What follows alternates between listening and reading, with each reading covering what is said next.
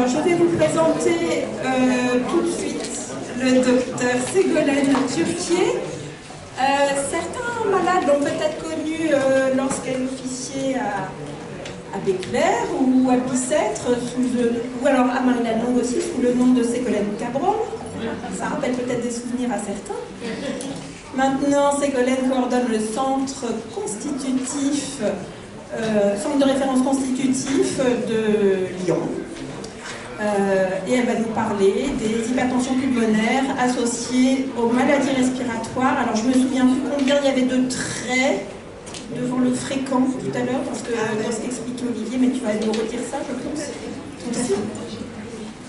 Merci Mélanie, merci de m'avoir invitée depuis Lyon pour vous parler de l'hypertension pulmonaire associée aux maladies respiratoires.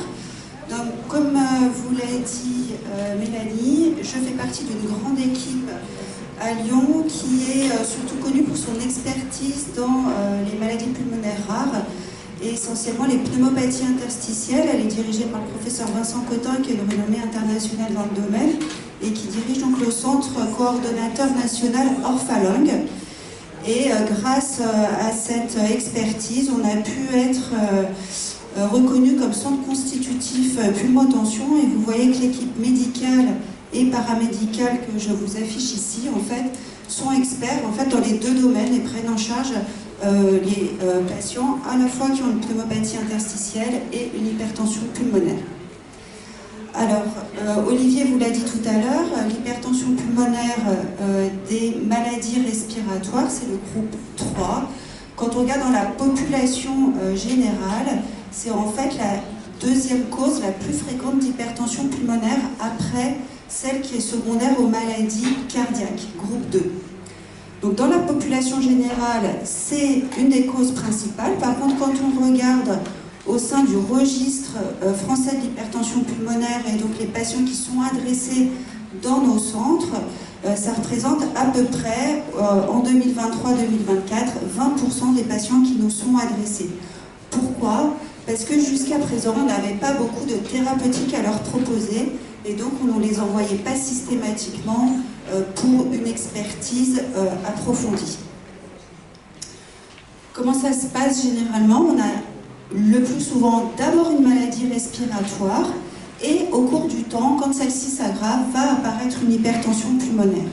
Beaucoup plus rarement, mais ça peut quand même arriver, c'est pour ça que je vous le dis, il peut arriver que les patients rentrent dans la maladie par leur hypertension pulmonaire, une défaillance cardiaque droite, et on va s'apercevoir que finalement, ils avaient une maladie respiratoire qui était restée méconnue jusque-là.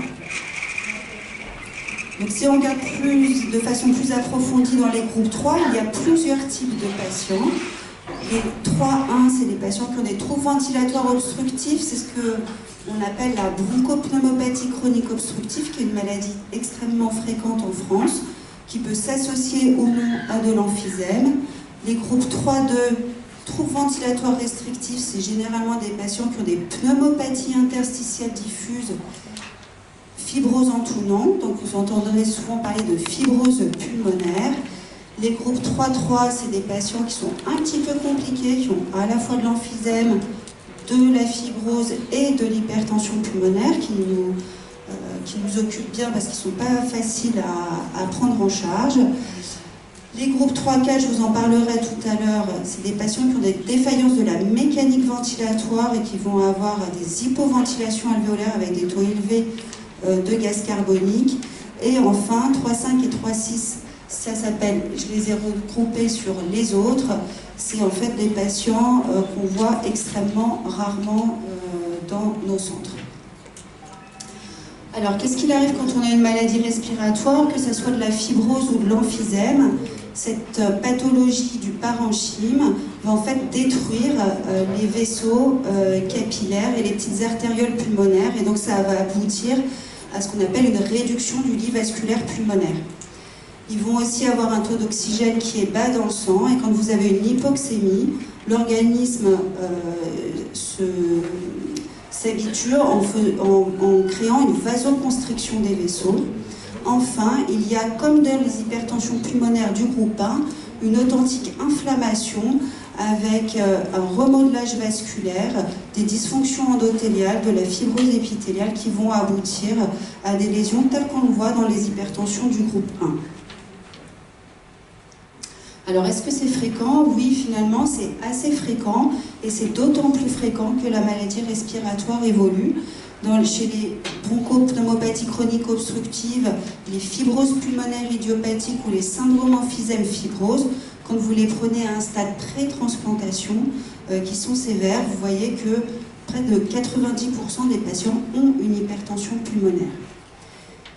En termes de pronostic, c'est quand même, quand on regarde par rapport au groupe 1, groupe 2, groupe 3, c'est un groupe de patients qui a un moins bon pronostic. Pourquoi? Parce qu'il y a le pronostic de la maladie respiratoire sous-jacente, la fibrose, l'emphysème, et aussi parce que, comme je vais vous le dire tout à l'heure, ils répondent beaucoup moins bien au traitement de l'hypertension pulmonaire. On distingue la sévérité de l'hypertension dans ce contexte. On classe les patients en hypertension pulmonaire légère ou sévère en fonction du degré de résistance vasculaire pulmonaire.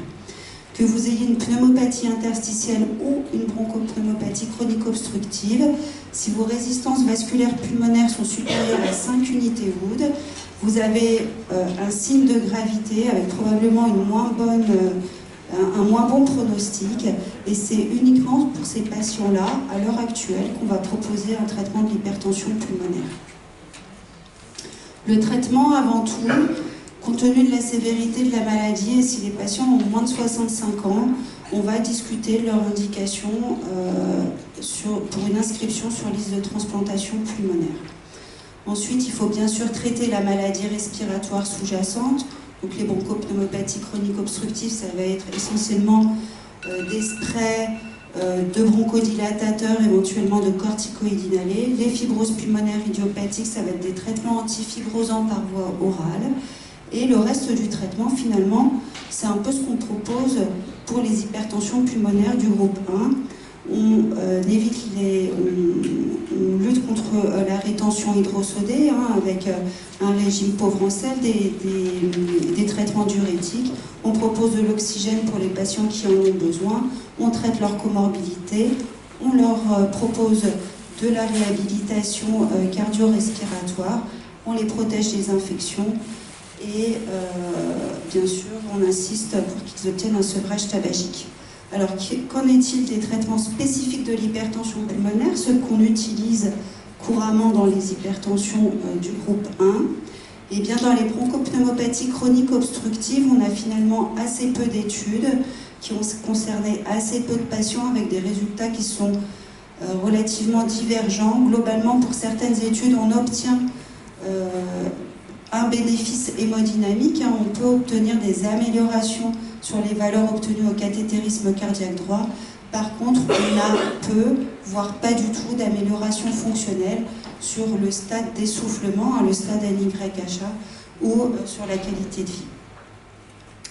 Pour les pneumopathies interstitielles diffuses, là aussi peu d'études, avec quand même des études qui ont regroupé des effectifs de patients quand même un petit peu plus conséquents que pour les BPCO. L'ombrisantan et le riociguat essayés sur des populations de fibrose ont montré une aggravation des fibroses pulmonaires, donc c'est fortement contre-indiqué dans la population. Le bosantan ne semble pas avoir d'effet. Le sildenafil améliore la qualité de vie, baisse le taux de BNP sur des données de registre, semble aussi améliorer un petit peu la survie. Et finalement, la grosse nouveauté, c'est le treprostinil inhalé, avec une étude publiée maintenant il y a un peu moins de 3 ans dans le New England Journal of Medicine sur 326 patients. C'est un analogue de la prostacycline qui s'administre par voie inhalée. Une augmentation progressive des doses jusqu'à 12 bouffées 4 fois par jour. Et dans cette étude, il a été montré un bénéfice sur le test de marche de plus de 30 mètres, une diminution du taux de NT-proBNP et aussi une amélioration sur le délai de survenue d'une aggravation clinique. Sur une étude rétrospective,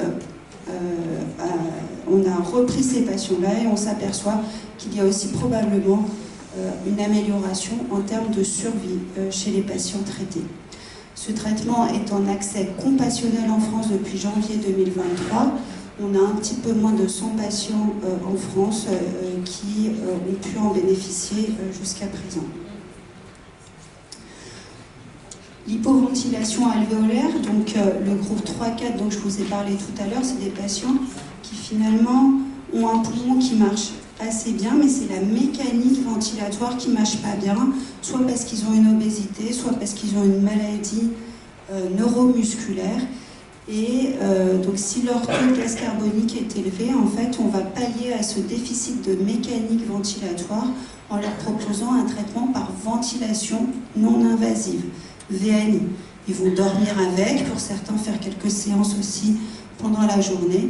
Et il a été montré dans cette étude que lorsqu'on applique une VNI aux patients qui ont une hypertension pulmonaire dans ce cadre, on obtient une franche amélioration hémodynamique. Donc, quelles sont les recommandations actuelles de traitement? On va proposer aux patients qui ont une maladie respiratoire sous-jacente, si l'hypertension pulmonaire est sévère avec des résistances à plus de 5 unités Wood, de bénéficier d'une expertise dans un centre de référence ou de compétence de l'hypertension pulmonaire. Si la maladie respiratoire sous-jacente est une pneumopathie interstitielle diffuse, on peut leur proposer un traitement par tréprostinil inhalé dans le cadre d'un accès compassionnel. On peut éventuellement aussi leur proposer un traitement par sildenafil ou tadalafil. Et pour les patients de moins de 65 ans, bien sûr, évaluer leur possibilité d'inscription sur liste de transplantation. Pour les patients qui ont une hypoventilation, on va leur proposer un traitement par ventilation non invasive avant de discuter éventuellement d'un traitement spécifique.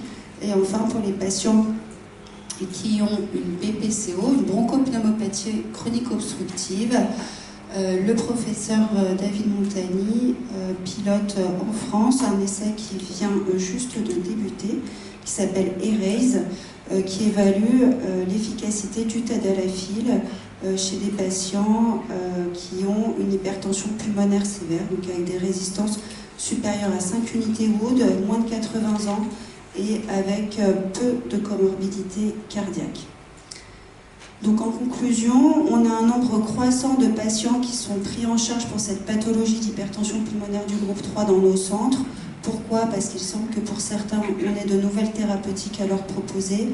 Le pronostic est sévère et bien sûr, il faut continuer les essais thérapeutiques et leur proposer des essais thérapeutiques pour qu'on puisse avancer dans le domaine et on l'espère avoir d'autres médicaments à leur proposer dans l'avenir.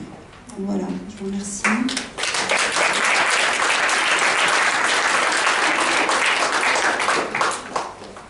Il y a des patients du groupe qui ont une HTP du groupe 3 dans la salle? Non? Vous êtes tous du groupe 1? Vous faites tous partie de la team groupe 1? Hein? Non? Vous avez une hypertension du groupe 3? Alors après, il y a différents groupes 3. Hein. Vous avez vu, hein, il y a l'emphysème, il y a la fibrose, l'hypoventilation alvéolaire. À chaque fois, c'est des cas très particuliers. Il y a aussi des patients qui ont des sclérodermies, qui peuvent avoir à la fois des PID, des hypertensions pulmonaires. C'est encore des sous-types, mais là, en 15 minutes, je ne pouvais pas aborder tous les cas. Et en fait, c'est vraiment un traitement qui est au cas par cas. Et c'est pour ça que c'est important d'être pris en charge dans des centres spécialisés tels que le nôtre ou tels qu'au Kremlin-Bicêtre pour avoir une prise en charge en fait, sur mesure de votre pathologie. Et bien voilà. Pas de questions. Pas de questions.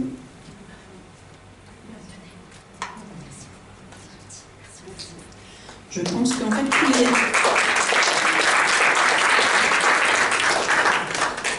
il me semble que tous les malades ne savent pas encore complètement à quel groupe ils appartiennent, parce qu'entre la classe fonctionnelle, les groupes de la classification, tous ces chiffres, c'est quelquefois un peu vague. Et donc je suis à peu près certaine que dans cette salle, il y a au moins un malade dans ce groupe-là et qui s'ignore. Il faut lire Cap Vert. Mais si vous lisez Cap Vert,